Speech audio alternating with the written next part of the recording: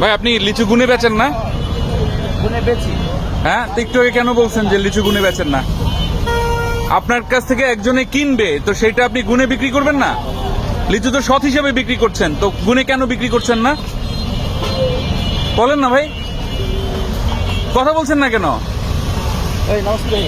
নামাজ পড়বেন, তো নামাজের আগে তো মানুষের হক নিয়ে তো আপনি খেলতে পারেন না ভাই। সম্বন্ধে আগে জানেন আগে। আমি তো জানি ভাই, আপনি বলেন যে গুনে বিক্রি করবেন নাকি? নাকি সেটা ফালতু কথা। আমি তো জেনে শুনেই বলতেছি। শৈলী একটা মোবাইল বের করে। না, মোবাইল বের করছি তো, কিচ্ছু করবো না, মানুষকে সচেতন করবো। আপনি হন। কি কি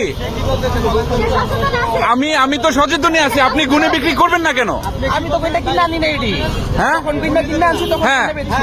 একশো লেসুতে 30 টাকা করে কম থাকে। হ্যাঁ 600 টাকা 30 তো 6 টাকা করে না? হ্যাঁ হ্যাঁ, সে তো আনছে। এখন সেক্ষেত্রে আমাদের কিন্তু জ্ঞান একদম এটা করেন না ভাই, সত্যি কথা ভাই।